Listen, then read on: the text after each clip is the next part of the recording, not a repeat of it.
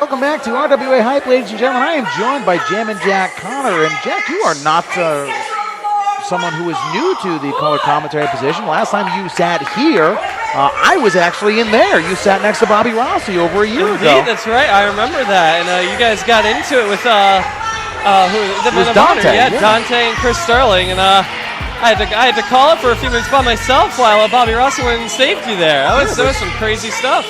It's actually, you are the first person that I know of since we started this commentary gig here that really has experience being out here and calling a live match. So you have a lot going for you here.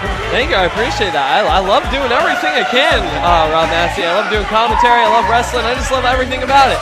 Well, here comes the Mack Attack. Speaking of people who are loved and love being here, the Mack Attack absolutely love being part of the RWA. Couple of tough luck losses. And speaking of tough luck losses, you had a great win against Vincenzo Abruzzi. You didn't look like the winner at the end of that. I don't know why Vincenzo and Sip decided to target me. It's certainly new. I mean, they're busy being with the movement, and then all of a sudden they're going to target me. Like, what did I do? I don't feel like I did anything wrong. Well, my question as we get ready for this tag team match here is Mike Rosser came out a little bit after you were attacked to kind of check on you, and you didn't so much not acknowledge his presence as just kind of flat out walk away from him when he offered assistance, it looked like. Was there anything to that? Well, I guess it's just a lot of pent-up frustration with all these tough luck losses. Like you said, I'm hungry. I'm ready for that time in the RWA for me to get my first singles championship. I still have yet to win my first singles championship. You have yet to win your first singles championship. You have come very close, of course, with Davey Cash. You've come very close with Mike Montero in his Ultimate Hype Championship. You, very much like Tommy Trainwreck, are always the bridesmaid, never the bride. Came very close at Legacy to making yourself famous, so to speak, climbing that ladder, and came up just short. I hate to say it in my case, Rob Massey, but I mean, close only counts in horseshoes and hand grenades, and I can't cut it with close. I gotta get it. I just have to get it at some point. Now we have the influence, the newly formed influence here with Jason Devine and Mike Montero, of course, the Mack Attack. Jack, you are a former tag team wrestler. The breakdown of both of these teams, you've worked both of them in various different forms. Who has the upper hand here tonight? It's really difficult to tell because both teams have a lot of unpredictable offense. I've had the pleasure of sharing the ring with both of these tag teams, although unfortunately it was at a time where I was not as much of a good boy, so to speak, but a smart one. But indeed, a smart one, yes. Mack Attack, completely unpredictable. Same thing with the influence, so it's really hard to tell who has the advantage here. And there we go, there's the bell ring. Guys running the bell today sucks. I'm just putting that out there. So the influence of Mike Montero and Jason Devine, while this may be new for RWA fans, not new to the independent wrestling scene here in New England, as they have wrestled in other federations. So no real get-to-know-you moments here with the influence. Not completely yet. They've won tag team championships around New England so far, but they have yet to win the RWA tag team championships, and you can definitely bet that that's what they're gunning for, and hopefully a win here will help them out towards that track.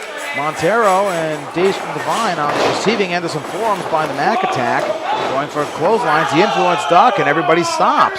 Uh-oh, I think I might know what's coming here. Are we going to have a dance party? Yep, I know it. Attack's calling for music. Uh-oh, I think we might have a duel. This could be it. Somebody might be getting served here. As Monster Mack is doing his version of the sprinkler. What a whoa. This is getting a little weird. And this is where it gets uncomfortable. Yeah, well, hey, not for me. I don't mind the music. Come on, where's the Electric Avenue? Let's go. Tremendous song. Aw. I was hoping for Electric Avenue, but okay. Oh, God, don't tell me Jason's going to do it, too. Oh, no.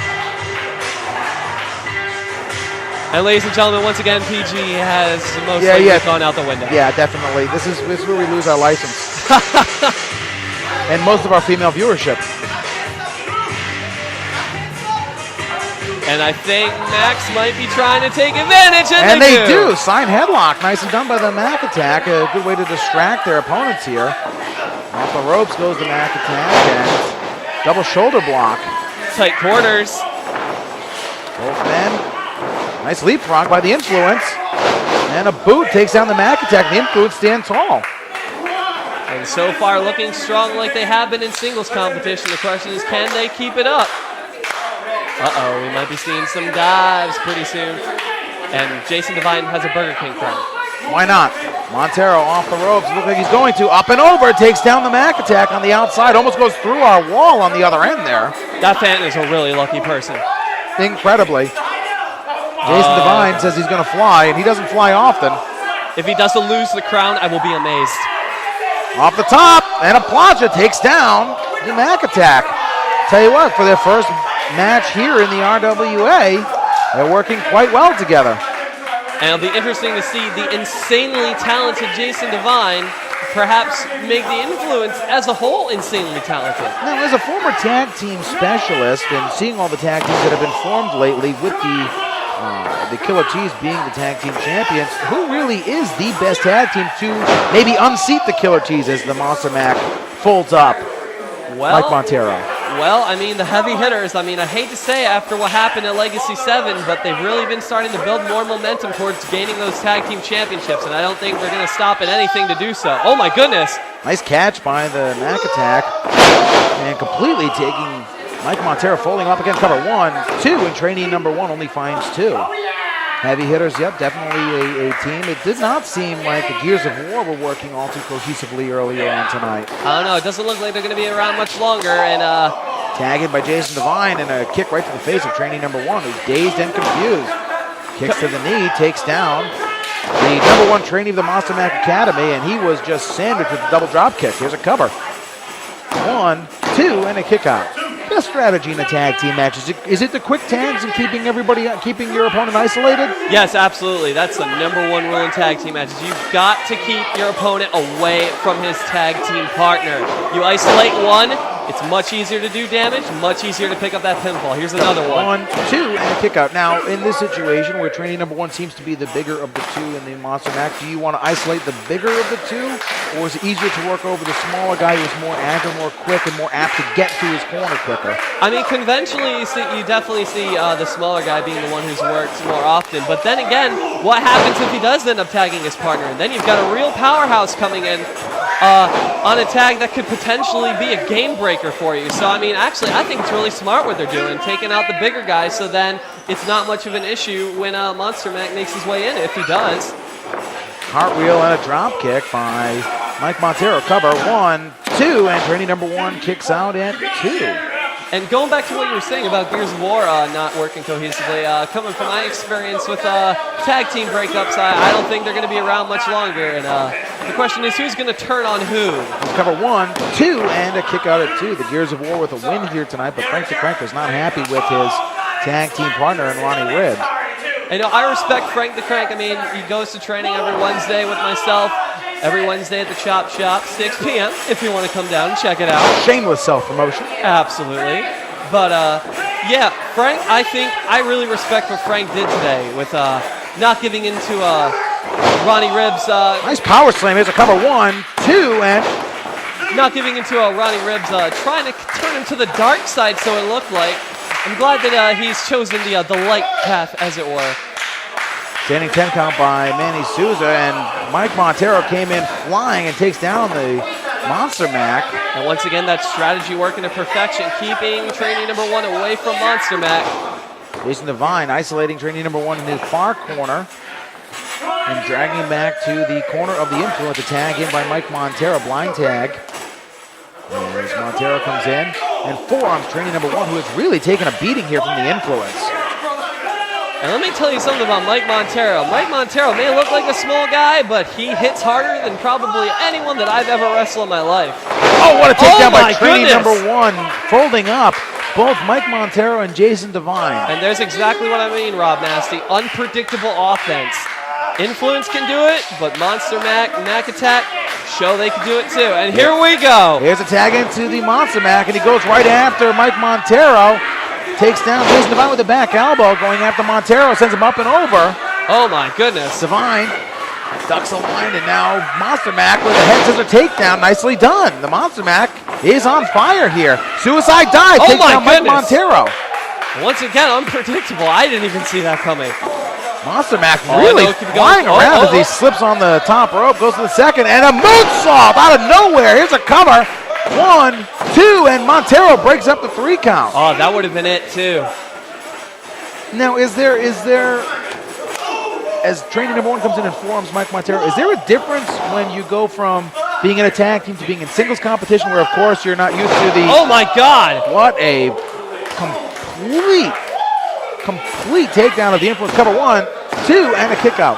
But when you go from singles competition to tag competition, is there a difference that you feel in your body and how you perform? Because these two have been in singles competition for well over 2 years, really. Oh, yes. There certainly is a difference.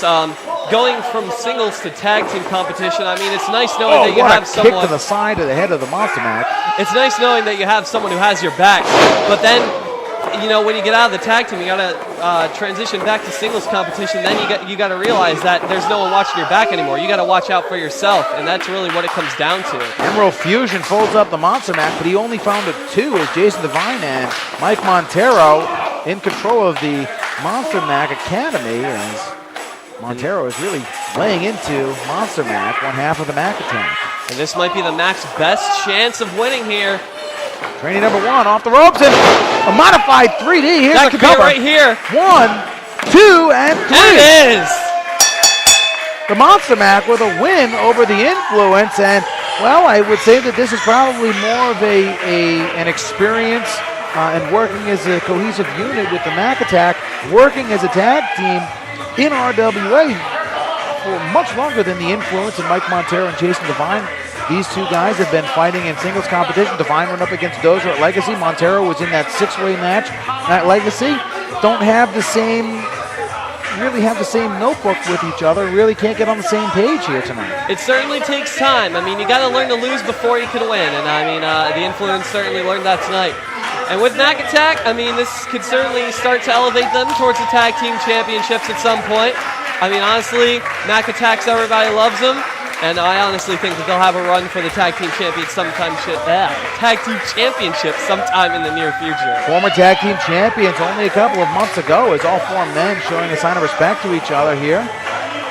Devine grabbing his crown. Well, Jack, it's been a pleasure sitting out here and calling this with you. Been a pleasure, Rob. Good luck in the next couple of weeks. I really hope you get that win you've been looking for. Thank you very much, Rob. That is Jammin' Jack Connor. We will have more on RWA Hype right after this.